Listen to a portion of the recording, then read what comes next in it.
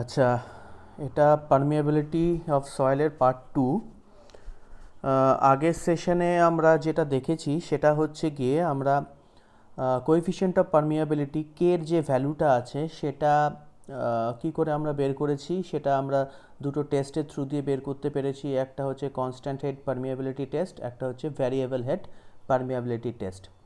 এখন এই কে এর ভ্যালু জানা থাকলে আমরা জানি যে আমরা ডিসচার্জ বের করতে পারি Q is equal to K I A এই ফর্মুলা থ্রু দিয়ে।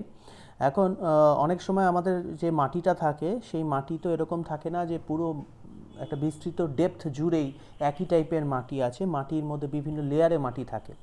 এখানে আমি একটা উদাহরণ তুলে ধরেছি, যেমন ধরো এই জায়গাটায় লেয়ারে মাটিটা আছে, এটা একটা লেয়ার, এটা একটা লেয়ার, তারপরে K2টা একটা সেকেন্ড লেয়ার, তারপরে আবার K3টা একটা লেয়ার।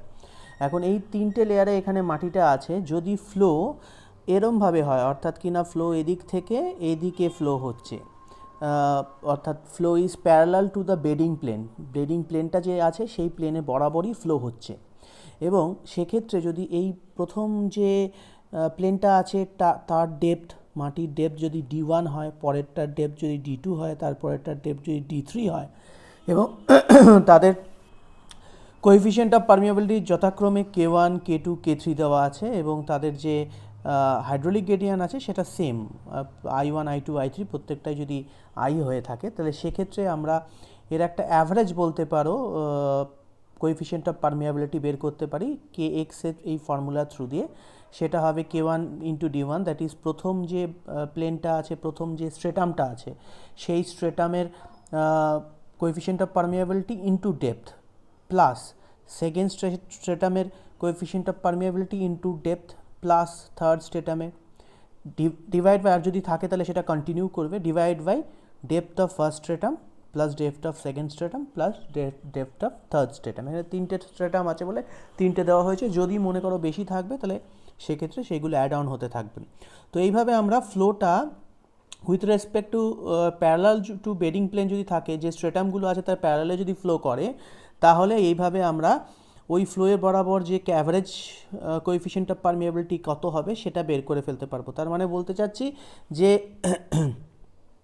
এই স্ট্রেটামটার প্রথমে আলাদা করে তুমি মাটি নিয়ে তার টেস্ট করলে, কে এর ভ্যালু বের করলে, এই স্ট্রেটামটার আলাদা করে টেস্ট করলে, তার কে এর ভ্যালু বের করলে, এই স্ট্রেটামের মাটি নিয়ে কে এর ভ্যালু বের করলে, এবং ডেপথগুলো তোমার জানা থাকলো, তারপরে তুমি এই পুরো স্ট্রেটাম দিয়ে যখন ফ্লো করবে তার জন্য যে KX ভ্যালু কত হবে সেটা বেরিয়ে গেল। তারপর তুমি obviously Q is equal to KIA এই ফর্মুলা ইউজ করে, যেখানে তুমি ধরো পুরো তিনটে স্ট্রেটামের এরিয়াটাকে এরিয়া হিসেবে নিলে, এবং তার থ্রু দিয়ে টোটাল ডিসচার্জটাও বের করে ফেলতে পারবে।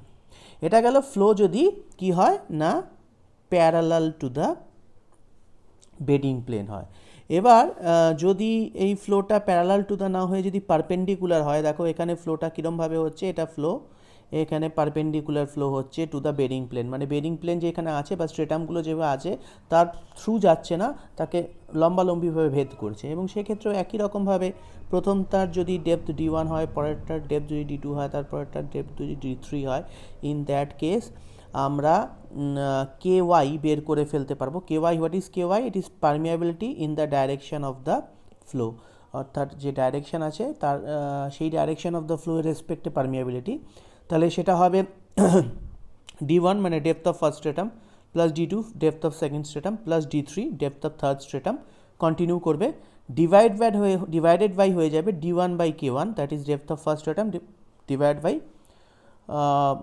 Coefficient of permeability of first stratum, এইভাবে D2 by K2, D3 by K3, এইভাবে যদি তুমি বের করো তাহলে তোমরা KY এর ভ্যালু বের করে ফেলতে পারবে, যেটা কিনা যে ডাইরেকশনে ফ্লো হচ্ছে সেই ডাইরেকশনে বলতে পারো একটা অ্যাভারেজ পারমিয়াবিলিটি প্যারামিটার শো করবে। তাহলে এটা পারমিয়াবিলিটি যদি কোনো রকম স্ট্র্যাটিফাইড সয়েল থাকে তার কীরকম পারমিয়াবিলিটি কী করে বের করতে হয়, একটা অ্যাভারেজ পারমিয়াবিলিটি সর্ট অফ, সেটা কী করে বের করতে হবে তার আমরা একটা আইডিয়া পেয়ে গেলাম। আচ্ছা, এবার আসা যাক নর্মাল ক্ষেত্রে কি আমরা জিনিস দেখি যে যখন একটা মাটি এরকম, ধরো আমি একটা মাটির জায়গা এরকম দেখে নিলাম, যেটাকে আমি ধরো কনসিডার করছি এই অঞ্চলটায়, এখানে ধরো একটা A পয়েন্ট আছে, এখানে একটা B পয়েন্ট আছে। এবার A টু B যদি জল মাটি এখান থেকে যদি এটা সিপ করে ওয়াটারটা, এরমভাবে যদি সিপ করে ওয়াটারটা, সেটা করছে কার জন্য না, এই যে এখান থেকে এই পর্যন্ত যে হেড লস হয়েছে, এই হেড লসের জন্য, এটা যদি এইচ ধরা হয়, এই হেড লসের জন্য বা পোটেনশিয়ালের ডিফারেন্সের জন্য, ডিফারেন্স অফ পোটেনশিয়াল বলা হচ্ছে। তো এ টু বি ওয়াটার কেন ফ্লো করছে না, আমরা জানি higher potential to lower potential water flow করছে। এখন এই পোটেনশিয়াল বলতে বোঝায় তিনটে জিনিসের সমষ্টি বা summation of three things. One is pressure head, second is velocity head, and third is datum head. এখন এর মধ্যে কি আছে, এর মধ্যে এই যে ভেলোসিটি হেডটা আছে, যেহেতু এই মাটির এখানে জলের স্পিড খুব কম থাকে, ভেলোসিটি খুব কম থাকে, তাই জন্য এটাকে আমরা নেগলেক্ট করে দিই। তাই জন্য এখানে পোটেনশিয়াল বলতে বোঝায় এটা প্লাস এটা, that is potential basically pressure had plus datum head, এই দুটো মিলিয়েই কিন্তু এখানে পোটেনশিয়াল হয়ে থাকে, তাহলে পোটেনশিয়াল ডিফারেন্স বেসিক্যালি বলতে বোঝায় এখানে প্রেশার হেড প্লাস ডেটাম হেডের যে সমষ্টি মাইনাস আরেকটা পয়েন্টে প্রেশার হেড ও ডেটাম হেডের যে সমষ্টি, সেই দুটোকেই বলতে বোঝায়। এবং এই পোটেনশিয়াল ডিফারেন্স মানে সেখানে ভেলোসিটি হেড এই মাটির ক্ষেত্রে কনসিডার করা হয় না, কেন মাটির ক্ষেত্রে ভেলোসিটি খুব কম হয়, তাই ভেলোসিটি হেডকে এখানে নেগলেক্ট করা হয়ে থাকে। নেক্সট, এখন যখন এ পয়েন্ট থেকে বি পয়েন্টে যাচ্ছে, তখন দেখো এই হেডটা লস হচ্ছে, মানে এইচ হেডটা লস করছে। এবার এই দুটোর মধ্যে ডিস্টেন্স যদি এল থাকে, তাহলে ও এইচ হেড লস করছে এল ডিস্টেন্সে, তার মানে ইউনিট লেন্থে কত হেড লস করছে, head loss in unit length. এটা সিম্পল আমরা ইউনিটারি মেথডে করতে পারি, ঐকিক নিয়মে, যে এইচ হেড লস করছে এল ডিস্টেন্সে, তার মানে এইচ বাই এল হচ্ছে গিয়ে head loss per unit length. এই হেড লস পার ইউনিট লেন্থকেই বলা হয়ে থাকে আই বা হাইড্রোলিক গ্রেডিয়েন্ট। তাহলে হাইড্রোলিক গ্রেডিয়েন্টকে আমরা এইভাবেও বলতে পারি, আমরা আগেও দেখেছি এইচ এল বাই এল হচ্ছে গিয়ে হাইড্রোলিক গ্রেডিয়েন্ট, যখন কেআই এর ফর্মুলা আমরা ডেরাইভ করেছি। এবং এইভাবেও বলা যেতে পারে এইচটা হচ্ছে কি হেড লস, সেটা আমরা জানি, এবং সেটা হচ্ছে ইউনিট লেন্থে যে হেড লসটা হচ্ছে, that is length, head loss divide by length give you the head loss in unit length is known as the hydraulic gradient. ঠিক আছে, তাহলে হাইড্রোলিক গ্রেডিয়েন্টের আমরা একটা সংজ্ঞা পেয়ে গেলাম। এবার আমরা যে জিনিসটা আসবো সেটা হচ্ছে কি সিপেজ প্রেশার। সিপেজ প্রেশার কি, দেখো যখন ওয়াটার এই মাটির মধ্যে দিয়ে ফ্লো করছে, তখন মাটির মধ্যে একটা এক্সট্রা প্রেশার চলে আসে because of this seepage of water, এটাকে বলা হচ্ছে সিপেজ প্রেশার। এই সিপেজ প্রেশারকে পিএস দিয়ে অনেক সময় ডিনোট করা হয়ে থাকে। এখন যদি পিএস দিয়ে ডিনোট করি, তাহলে এটাকে ক্যালকুলেট করতে হয় যেটা, সেটা হচ্ছে গিয়ে এইচ ইন্টু গামা ডাব্লিউ দিয়ে। Gamma W is unit weight of water, and H হচ্ছে গিয়ে যে হেড লসটা হচ্ছে, দ্যাট ইজ ধরো এ পয়েন্ট থেকে নিয়ে বি পয়েন্টে এটা সিপ করছে ওয়াটারটা। এবার সি পয়েন্টে আমি প্রেশার মেজার করতে চাই, তাহলে এখান থেকে ধরো এই পর্যন্ত হেড লস হচ্ছে কি এইচ, বাট এখান থেকে নিয়ে এই পর্যন্ত হেড লস হচ্ছে এইচ ওয়ান। তাহলে এক্ষেত্রে কিন্তু সি পয়েন্টের যদি আমি পিএস অ্যাট সি যদি বের করতে চাই, তাহলে এটা হয়ে যাবে H one into gamma W, অর্থাৎ যে পয়েন্টে বের করতে চাচ্ছি সেই পয়েন্টে আসতে গিয়ে, অন্য পয়েন্ট থেকে আসতে গিয়ে যে পরিমাণ হেড লস হয়েছে, multiplied by unit weight of water will give you seepage pressure. এখন এটা কীরকম ব্যাপার, এটাকে দেখো নর্মাল ক্ষেত্রে যদি আমি একটা মাটি জায়গায় কনসিডার করলাম, তার ধরো এইখানে একটা এ পয়েন্ট ধরলাম, এই এ পয়েন্টটা যদি এই হাইখান থেকে হাইট যদি এর এল হয়ে থাকে, এবং এই মাটিটা যদি একদম জল দ্বারা পুরো টইটম্বুর উপর পর্যন্ত ভর্তি হয়ে থাকে, তাহলে এখানে গামা যেটা হবে, গামা সাবমার্জড হবে, কেন এর মধ্যে একটা বয়ান্সি এফেক্ট থাকবে। তাহলে এই পয়েন্টে প্রেশার কি হবে, যদি এ পয়েন্টে প্রেশার বলি, প্রেশার অ্যাট এ হয়ে যাবে গামা সাবমার্জড ইন্টু এল। গামা ইন্টু এল, যেটা আমরা নর্মাল ক্ষেত্রে প্রেশার বের করি গামা ইন্টু এইচ, এই ফর্মুলার মাধ্যমে। এখানে গামাটা হয়ে যাচ্ছে সাবমার্জ ইউনিট ওয়েট, আর এল এইচটা হয়ে যাচ্ছে এল। তাহলে গামা ইন্টু এল প্রেশার, এটা কোন ডাইরেকশানে কাজ করবে, নিচের ডাইরেকশানে। এবার এখানেই মজাটা, যদি ওয়াটার সাপোজ উপর থেকে নিচের দিকে ফ্লো করে, তাহলে এই যে সিপেজ প্রেশার, এক্সট্রা একটা সিপেজের জন্য প্রেশার হচ্ছে, এটা কিন্তু এর সঙ্গে জুড়ে যাবে। তখন আমাদের টোটাল প্রেশার, সেটাকে যদি আমি সিগমা ড্যাশ বলি, সেটা হয়ে যাবে gamma sub into L plus PS. But যদি জলটা উপর, মাটি তো সবসময় এর উপর প্রেশার আছে, সবসময় ডিউ টু গ্র্যাভিটি উপর থেকে নিচের দিকে অ্যাক্ট করবে, বাট জল যদি নিচ থেকে উপরের দিকে ওঠে, উপরের দিকে যেতে চায়, তখন এই যে সিপেজ প্রেশারটা আছে পিএস, এটা কিন্তু এর থেকে মাইনাস হয়ে যাবে। তাই এই গামা ড্যাশটা কখনো পজিটিভ করে কখনো নেগেটিভ করে বের করতে হয়। অর্থাৎ যদি ইন দ্য ডাইরেকশন অফ, যে উপর থেকে নিচের দিকে নামে, ডাউনওয়ার্ড হয়, তাহলে তো এই টোটাল প্রেশার যেটা হবে সেটা হচ্ছে মাটির জন্য প্রেশার প্লাস সিপেজের জন্য প্রেশার, দুটোই এক হয়ে যাবে। তখন সেক্ষেত্রে কি হবে, আমরা লিখব gamma sub into L plus PS. But যদি নিচের থেকে উপরের দিকে ওঠে, তখন সিপেজ প্রেশার উপরের দিকে কাজ করছে, আর ওই ভার্ট প্রেশারটা উপর থেকে নিচের দিকে কাজ করছে, সুতরাং তখন সেটা মাইনাস হয়ে যাবে। এবার কি হচ্ছে, এই জিনিসটার উপর ডিপেন্ড করে আমরা একটা জিনিস বুঝতে পারি। ধরো জল যখন নিচ থেকে উপরের দিকে উঠছে, তখন কীরকম কন্ডিশান হচ্ছে, তাহলে আমরা এই জিনিসটা বুঝতে পারছি। এবং সিপেজ প্রেশারটাকে আমরা কী করে ক্যালকুলেট করছি, সিপেজ প্রেশারটাকে আমরা ডাইরেক্টলি এই ফর্মুলা দিয়ে ক্যালকুলেট করছি। এবার ধরো জল নিচ থেকে উপরের দিকে উঠছে, সেরকম ক্ষেত্রে আমাদের এই জিনিসটা এরকম হয়ে যায়,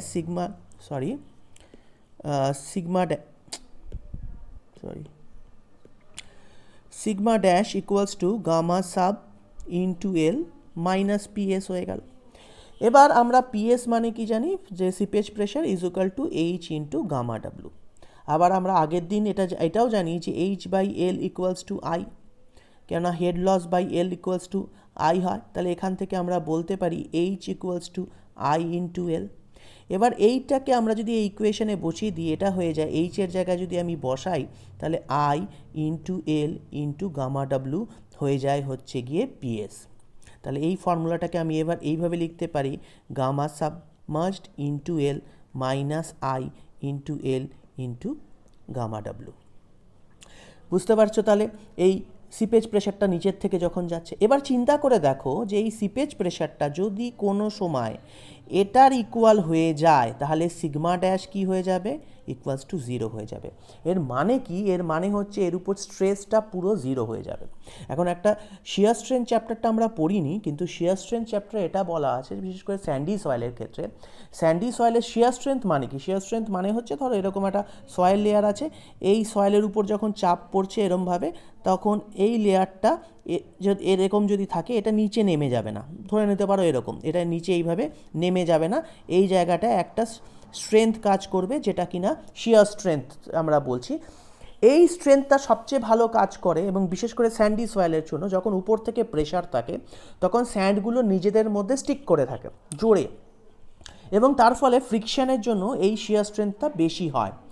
এখন যখনই এই স্ট্রেসটাই জিরো হয়ে যাবে, তখন এদের মধ্যে কোনো এরকম বন্ডিং থাকবে না, তখন এই সয়েল পার্টিকেলগুলো কি হবে, যে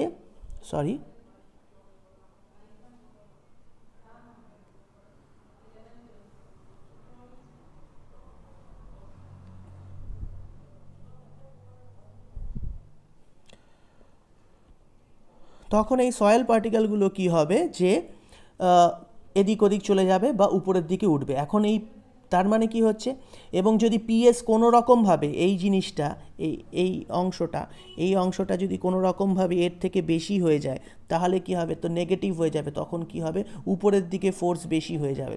উপরের দিকে ফোর্স বেশি হয়ে গেলে কি হবে, স্যান্ড পার্টিকেল উপরের দিকে উঠে বেরিয়ে আসবে। এই কন্ডিশনটাকেই বলা হয়ে থাকে কুইকস্যান্ড কন্ডিশনে তাহলে কি হচ্ছে, এটাকেই বলা হচ্ছে কুইকস্যান্ড কন্ডিশন, অর স্যান্ড বয়েলিংও বলা যেতে পারে। কুইকস্যান্ড কন্ডিশনে বেসিক্যালি কখন দেখা যায়, ধরো একটা ফাউন্ডেশন আছে, বাড়ির এরকম ফাউন্ডেশন আছে, এবং সেটা তুমি বাড়ির এখানে আছে, এখানটায় ধরো তোমার একটা, এই সাইডে ধরো এরকম জায়গায় একটা জল আছে, পন্ড আছে, পন্ডের সাইডে তুমি ইয়ে করেছো। এখন যখন আর্থকোয়েক হয় সেই সময় এই কন্ডিশনটা প্রিভেল করে যায় যে ওয়াটার এখান থেকে গিয়ে উপরের দিকে যখন শিফট করতে যাচ্ছে, সেই রকম অবস্থায় অনেক সময় কি হয় যে এর মাটির যে এই সিপেজ প্রেশারটা থাকে, it becomes more than the submerge pressure যেটা থাকে, অ্যাকচুয়াল প্রেশার, সেটাকে ইয়ে হয়ে যায় এবং তখন স্যান্ড লিকুইডের মতো বিহেভ করে। কেন? ওর মধ্যে জোরটা থাকে না, কোনো প্রেশার থাকে না, ও তখন ডিসইন্টিগ্রেট হয়ে যায়, সরে যায়, এদিক ওদিক চলে যেতে থাকে।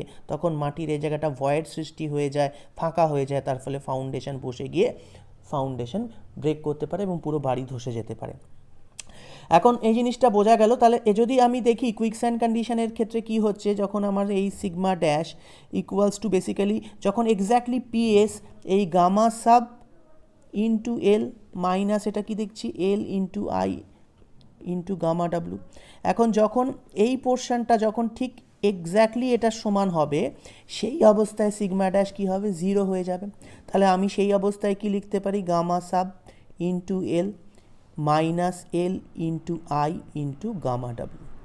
এই অবস্থায় যে হাইড্রোলিক গ্রেডিয়ান্ট থাকে, এই হাইড্রোলিক গ্রেডিয়ান্টকে আইকে তখন বলা হয়ে থাকে ক্রিটিক্যাল হাইড্রোলিক গ্রেডিয়ান্ট বা আইসি। তাই এই জায়গাটা আই না লিখে আমরা লিখি আইসি ইকুয়ালস টু 0। তাহলে এবার তাহলে আমরা কি লিখতে পারি? Gamma sub into L equals to L into IC into gamma W. তাহলে এখান থেকে দেখো এল এল কেটে গেল, তাহলে এখান থেকে কি পেলাম? Gamma sub by gamma W equals to IC. তাহলে এটা ক্রিটিক্যাল হাইড্রোলিক গ্রেডিয়েন্ট এইভাবে বের করা যায়। মাটির যে সাবমার্জড ইউনিট ওয়েট আছে তাকে যদি আমি ইউনিট ওয়েট অফ ওয়াটার দিয়ে ডিভাইড করি, তাহলে আমি ক্রিটিক্যাল হাইড্রোলিক গ্রেডিয়েন্ট পেয়ে যেতে পারি। এবং এই ক্রিটিক্যাল হাইড্রোলিক গ্রেডিয়েন্টটার থেকে কম রাখাই হয় হাইড্রোলিক গ্রেডিয়েন্টকে। না হলে কি হয়, মাটি অনেক সময় দেখবে ফাউন্ডেশনের নিচে ফাউন্ডেশন আছে, ধরো একটা হাইড্রোলিক স্ট্রাকচার থেকে একটা বাঁধের স্ট্রাকচার আছে, বাঁধের ফাউন্ডেশন আছে, মাটি আছে, এখানে এই সাইডে হয়তো জল ধরে রেখেছে, এই সাইডে হয়তো এই পরিমাণ জল আছে।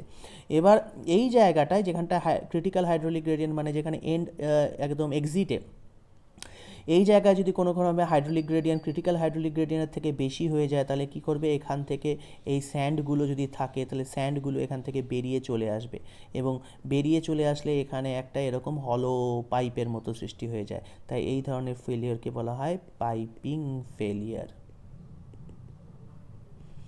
এবার এখানে দেখো এই যে আইসি এখানে বেরোলো, এই আইসি তাহলে আমরা বুঝতে পারছি gamma sub by gamma W. এবার আমরা আবার গামা সাবের একটা ফর্মুলা জানি, gamma sub is equal to gamma W into G minus one plus E. তাহলে এটাকে যদি আমি এখানে বসাই, IC is equal to gamma W into G minus one, G is the unit specific gravity of that soil solid, unit weight into gamma W. তাহলে gamma W কেটে যাচ্ছে, তাহলে জি মাইনাস ওয়ান প্লাস ই। তার মানে যে সয়েলটা আছে তার যদি স্পেসিফিক গ্র্যাভিটি জানা থাকে, তার যদি ভয়েড রেশিও জানা থাকে, সেক্ষেত্রেও আমরা এর ক্রিটিক্যাল হাইড্রোলিক গ্রেডিয়েন্ট বের করে ফেলতে পারবো। তাহলে এটা গেল ক্রিটিক্যাল হাইড্রোলিক গ্রেডিয়েন্ট সম্বন্ধে। এবার আমরা চলে আসি অন্য একটা জিনিসে, সেটাকে বলা হচ্ছে ফ্লো নেট। এটাকে আমরা কি বলছি? এটাকে আমরা বলছি flow net. What is flow নেটস?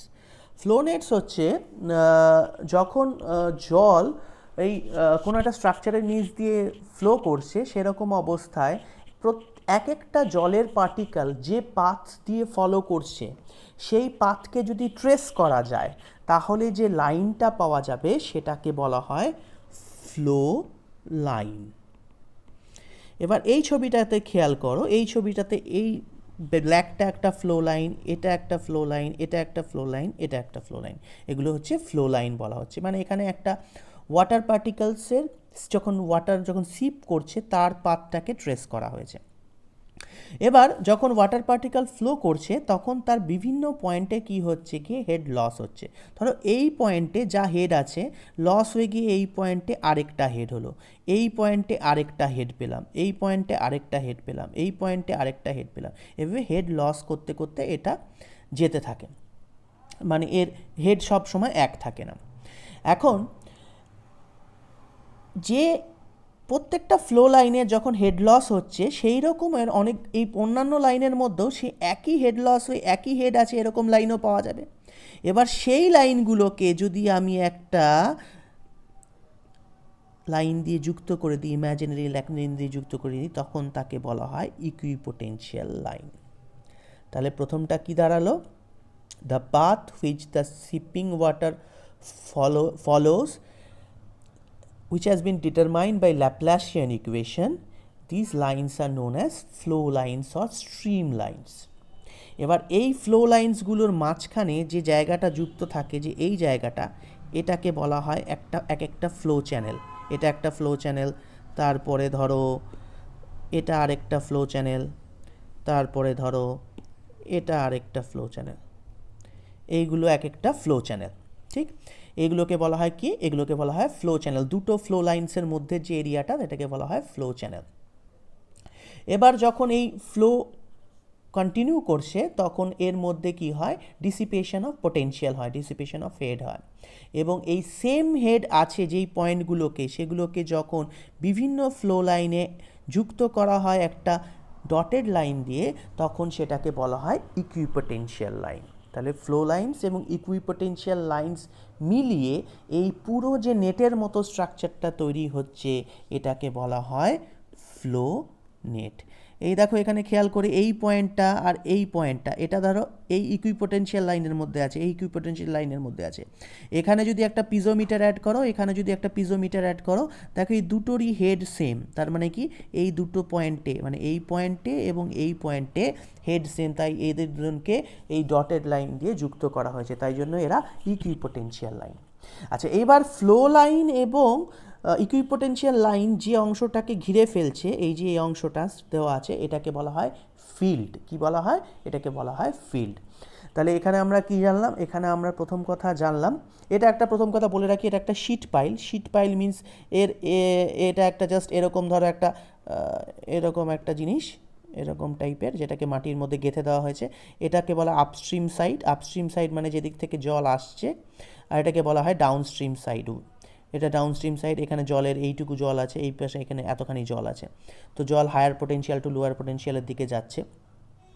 এবং দেখো এটা এইচএলটা হচ্ছে গিয়ে হেড লস হয়েছে এখানে, এবং এটা ইম্পারভিয়াস লেয়ার, মানে এর নিচে আর জল যেতে পারবে না, তাই ফ্লো লাইন্সগুলো এইভাবে যাচ্ছে এবং ইকুইপোটেনশিয়াল লাইনগুলো এভাবে যাচ্ছে। দুটো মিলিয়ে যেটা ফর্ম হচ্ছে সেটাকে আমরা বলছি ফ্লো নেট, এবং এরা নিজেরা যেটুকু অংশ ঘিরে রাখছে প্রত্যেকটা জায়গায়, এইগুলোকে প্রত্যেকটাকে আমরা বলছি ফিল্ড।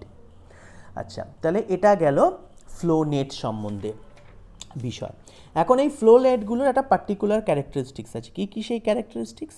না, এই ফ্লো লাইন্স এবং ইকুইপোটেনশিয়াল লাইন্স, মানে এই দুটো লাইন, এই আমি এটাকে মুছে দিচ্ছি একটু।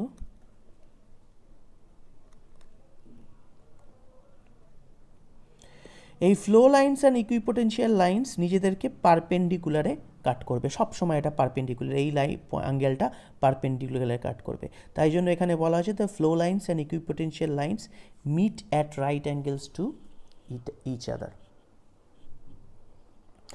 Second, the fields are approximately square. এই যে ফিল্ডের কথা বলা হয়েছে, এটাকে অ্যাপ্রক্সিমেটলি স্কোয়ার হিসেবে ধরা হয়ে থাকে। Second point. Third point, the potential drop occurs between two successive equipotential.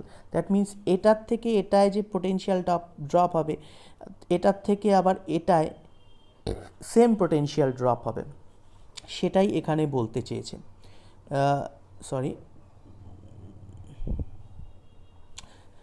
Same potential drop occurs between two successive equipotential and quantity of water flowing through each flow channel. তার মানে কি? যদি এই flow চ্যানেলে যতখানি তোমার করেছে, তার পরেরটাতেও কি হবে? তার পরেরটাতেও একই পরিমাণ ওয়াটার ফ্লো করবে, সেটাকে এর ক্যারেক্টারিস্টিক্সের মধ্যে ধরে নেওয়া হয়। এই ফিল্ডের কথা যেটা বললাম, সেই ফিল্ডের যত স্মলার ডাইমেনশন হবে, সেই তাতেও এই ফিল্ড কি করবে? যত স্মলার ডাইমেনশন হবে, larger will be the hydraulic gradient and velocity of flow through it, সেটাও বেশি হবে। এবং এই যে লাইনগুলো আমরা ড্র করছি, সেগুলো কার্ভ হয় স্মুথ ইন নেচার, এবং সেগুলো আইদার ইলেকট্রিক্যাল কার্ভ হয় অর প্যারাবোলিক শেপ হয়। তার মানে হচ্ছে গিয়ে এই যে কার্ভগুলোর কথা, এই যে কার্ভগুলো, তারপরে এখানে ইকুইপোটেনশিয়াল লাইন্সগুলো নেওয়া হয়েছে, এগুলো স্মুথ কার্ভ হয় এবং এগুলো ইলিপ্টিক্যাল নেচারে হয় অথবা কিসের হয়, অথবা প্যারাবোলিক ইন শেপের হয়ে থাকে। তাহলে এটা ফ্লো নেটের ক্যারেক্টারিস্টিক্সের মধ্যে আমাদের এটা বলতে হবে। এখন এই ফ্লো নেটের ইউটিলাইজেশন কি? ফ্লো নেটের ইউটিলাইজেশন হচ্ছে, প্রথম কথা, ইউটিলাইজেশন অফ ফ্লো নেট, এক নম্বর হচ্ছে ডিসচার্জ, সিপেজ ডিসচার্জ আমরা এর থ্রু দিয়ে বের করতে পারি। কত সিপেজ হচ্ছে, বিশেষ করে ধরো কোনো একটা আর্দেন ডাম আছে, একটা মাটির বাঁধ দেওয়া হয়েছে যেটা কিনা জল ধরে রেখেছে, এই জল সিপ করে কত এপাশ থেকে এপাশে চলে আসবে সেটা আমরা ক্যালকুলেট করতে পারি, কত পরিমাণ, সেটা সিপেজ ডিসচার্জের থ্রু দিয়ে ক্যালকুলেট করা হয়ে থাকে। সিপেজ ডিসচার্জের জন্য একটা ফর্মুলা আছে, Q is the discharge is equal to K into H into HL by ND into NF into B by L. এখন এই কে তো কোএফিশিয়েন্ট অফ পারমিয়াবিলিটি, যে লেয়ারটার কথা বলা হচ্ছে সেই লেয়ারটার coefficient of permeability, H is the head loss, H L head loss, sorry H তো আমি লিখেছি, আমি এটাকে এক মিনিট, এটা ভুল হলো, হ্যাঁ, কে ইন্টু এইচ এল হচ্ছে গিয়ে এর হেড লস, এবং এনডি এটা হচ্ছে number of potential drop. Number of potential drop বলতে বোঝাচ্ছে যে ধরো এই যে এখানে পোটেনশিয়াল ড্রপ হচ্ছে, ধরো এইটার ক্ষেত্রে আমি যেমন এটা মুছি একটু, ধরো এখানে কি হচ্ছে, এখান থেকে এখানে আসতে একবার ড্রপ হলো, দুবার ড্রপ হলো, তিনবার ড্রপ হলো, চারবার ড্রপ হলো, এইভাবে কতবার পোটেনশিয়াল ড্রপ হয়েছে, ঠিক আছে, এখানে হেডটা পটেনশিয়াল ড্রপ হয়েছে, সেই নাম্বার অফ ড্রপটাকে আমরা লেখা হয়ে থাকে এনডি দিয়ে। এনএফ কি? এনএফ হচ্ছে গিয়ে নাম্বার অফ ফ্লো চ্যানেলস। এই যে এখানে দেখো, যদি আমরা এখানে দেখি, এই ছবিটার মধ্যে দেখি, এখানে ফ্লো চ্যানেলস কতগুলো আছে, ধরো এখানে যেমন এটা একটা ফ্লো চ্যানেল, এটা একটা ফ্লো চ্যানেল, এটা একটা ফ্লো চ্যানেল, এরকম কটা ফ্লো চ্যানেল আছে সেটাকে নাম্বার অফ ফ্লো চ্যানেলস বলা হচ্ছে। তো এবং বিআরএল কি? বিআরএল হচ্ছে এই যে আমাদের যখন একটা যখন আমার একটা ফিল্ড ফর্ম হলো, এরকম করে একটা ফিল্ড ফর্ম হচ্ছে, এটা ধরো ইকুইপোটেনশিয়াল লাইন, এটা ধরো হচ্ছে গিয়ে সিপেজ লাইন, তাহলে এর যে এটার উইথ অ্যান্ড লেন্থকে বলা হচ্ছে, এটা যদি বি হয় তাহলে এটা এল হলো, এটাকে বলা হয় বি বাই এল, ফিল্ডের উইথ অ্যান্ড লেন্থ। এখন ফিল্ডটা যদি স্কোয়ার ফিল্ড হয়, স্কোয়ার মানে যদি আমরা যেটা নর্মাল ক্ষেত্রে ধরে থাকি যে এর ফিল্ডগুলো জেনারেলি স্কোয়ার নেওয়া হয়ে থাকে, তাহলে কী হবে, বিআরএল সমান হয়ে যাবে, in that case Q is equal to K into HL NF by ND হয়ে যাবে। কেন? বি বাই এল কেটে যাবে, এই দুটো কেটে গিয়ে 1 হয়ে যাবে, সেক্ষেত্রে এটা হয়ে যাবে K into HL into NF by ND, N is number of potential drop. আচ্ছা, সেকেন্ড অফ অল এটা গেল, প্রথম আমরা সিপেজ ডিসচার্জ এভাবে বের করতে পারি। সেকেন্ড হচ্ছে গিয়ে আমরা হাইড্রোস্ট্যাটিক প্রেশার বের করতে পারি। হাইড্রোস্ট্যাটিক প্রেশার মিন্স এখানে জেনারেলি ইউ দিয়ে ডিনোট করা হয়, হাইড্রোস্ট্যাটিক প্রেশার হবে H W into gamma W. এটা হচ্ছে গিয়ে প্রেশার হেড, মানে যে পয়েন্টটা আছে সেই পয়েন্টে প্রেশার হেড। আমি আগেই কি বলেছিলাম, potential is basically summation of potential pressure had plus datum head. তাহলে পোটেনশিয়াল হেড মানে টোটাল হেড থেকে যদি আমি ডেটাম হেড মাইনাস করে দিই কোনো একটা পয়েন্টে, তাহলেই আমি কি পেয়ে যাব, এই এইচ ডাব্লিউটা পেয়ে যাব, বা প্রেশার হেড পেয়ে যাবে। এই প্রেশার হেডকে যদি গামা ডাব্লু দিয়ে মাল্টিপ্লাই করা যায়, তাহলে হাইড্রোস্ট্যাটিক প্রেশার বা আপলিফ্ট প্রেশার, যেমন কি হয় আমরা বলতে পারি, আমরা যে সাবমার্জ ইউনিট ওয়েটটা নিয়ে নিচ্ছি, এমনিতে কি হয়, যখন জলের মধ্যে থাকে একটা আপওয়ার্ড প্রেশার থাকে, সেই হাইড্রোস্ট্যাটিক প্রেশারটাকে এইভাবে ক্যালকুলেট করা সম্ভব। থার্ড হচ্ছে গিয়ে সিপেজ প্রেশার। সিপেজ প্রেশার আমরা অলরেডি দেখেছি, সিপেজ প্রেশার কী করে ক্যালকুলেট করতে হয়, এইচ ইন্টু গামা ডাব্লু। তাহলে এইচ হচ্ছে এখানে head loss into gamma W করে আমরা বের করে নিতে পারি। এর আরও একটা ফর্মুলা আছে এইচ বের করার, মানে যেখানে কিনা হেড লসটা কত হচ্ছে, H L, that is the head loss, H L by ND into N. এখানে এনডিতে তো number of total potential drop, N হচ্ছে যে পয়েন্টে করা হচ্ছে সেই পয়েন্ট পর্যন্ত কটা পোটেনশিয়াল ড্রপ হয়েছে। এটা ঐকিক নিয়মে করলে বোঝা যাচ্ছে যে এই পার্টটা ওই পর্যন্তর জন্য কত হেড লস হয়েছে সেটা দেয়, টোটাল হেড লস থেকে ওটাকে মাইনাস করলে আমরা এইচ পেয়ে যাই। তারপরে আর কিছু নেই, তারপরে পিএস বের করার জন্য এইচ ইন্টু গামা ডাব্লু করতে হয়, এই এইচটা এখান থেকে আসে। এই ফর্মুলা ইউজ করেও সিপেজ প্রেশার বের করতে পারা যায়। এনটা বুঝতে পারছো, এনটা কাকে বলে? এনটা মানে হচ্ছে গিয়ে এই যে এখানে আমার টোটাল নাম্বার অফ, ধরো আমি এই পয়েন্টে বের করতে চাই, তাহলে আমি এখান থেকে একবারই পোটেনশিয়াল নাম্বার অফ ড্রপ একবারই হয়েছে। টোটাল হয়তো এখানে 10 বার এনডি আছে, এনডি ইকুয়ালস টু 10, বাট এটা হচ্ছে এন ইকুয়ালস টু 1, তাহলে এনের জন্য আমার টোটাল হেড লস কত হলো, এনডির জন্য যদি এত হয়ে থাকে এনের জন্য কত হলো, সেই পোর্শনটাই ওখানে করা হয়ে থাকে, সেটাকে এইচএল থেকে মাইনাস করা হচ্ছে, তার সাপেক্ষে এইচ পাচ্ছি এবং তার সাপেক্ষে পিএস বা সিপেজ প্রেশার বের করা যায়। এবং ফোর্থ যেটা এখানে মিশে গেছে, ফোর্থ পয়েন্ট হচ্ছে যেটা ইম্পর্টেন্ট, এক্সিট গ্রেডিয়েন্ট বের করতেও ফ্লো নেট ফ্লো চ্যানেলসগুলো আমাদের ফ্লো লাইন্সগুলো আমাদের হেল্প করে। এক্সিট গ্রেডিয়েন্ট কি? এক্সিট গ্রেডিয়েন্ট হচ্ছে গিয়ে যেটা আমরা বললাম ক্রিটিক্যাল এক্সিট, মানে যখন জলটা বেরিয়ে যাচ্ছে লাস্ট যে ফিল্ডটা আছে, মানে ধরো এখানে এই যে আমরা এখানে এটাকে আমি একটু মুছে দিই, ধরো এটা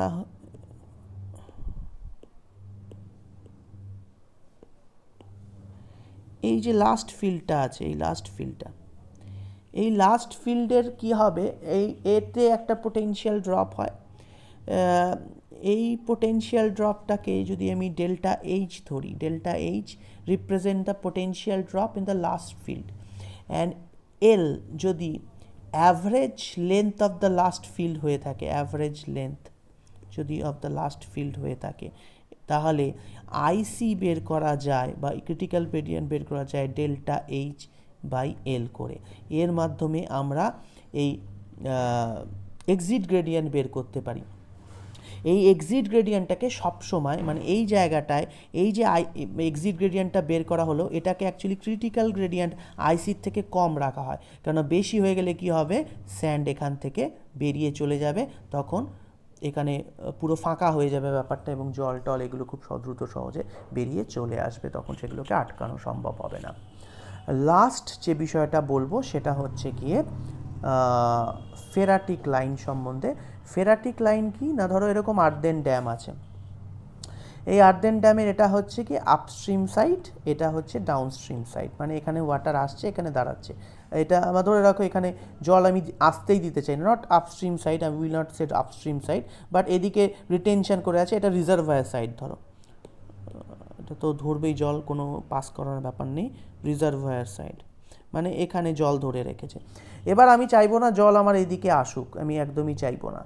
এবার কি হবে, এর মাধ্যম দিয়ে জল সিপ করলে যদি আমি ফ্লো চ্যানেলসগুলো আঁকি, ফ্লো লাইন্সগুলো এরকমভাবে হবে এবং ইকুইপোটেনশিয়াল লাইন্সগুলো এরকমভাবে, এগুলো ফিল্ড, এবং এরকম গ্র্যাভেল ফিল্টার দিলে আসলে যেটা দেওয়া হয়, এটা যাতে কিনা জলটা এসে ড্রেন অফ হয়ে যায়, এই জায়গাটায় চলে আসে। এর যে টপ ফ্লো লাইনটা থাকে সেটাকেই বলা হয়, মানে এই যে এই লাইনটা, এই লাইনটাকেই বলা হচ্ছে top flow line, is known as phreatic line. এখন এই ফেরাটিক লাইনটাকে সবসময় বেসে যেন কাট করে সেটা দেখা হয়, তাই জন্য নিচে একটা ফিল্টার দেওয়া হয়, তাহলে কী হবে, জল এখানে চলে আসতে চাইবে, জল এরমভাবে যাবে না। কিন্তু যদি ফেরাটিক লাইন তুমি নিচে ফিল্টার না দাও, তাহলে ফেরাটিক লাইনের একটা টেন্ডেন্সি থাকবে এরমভাবে বেরিয়ে যাওয়া।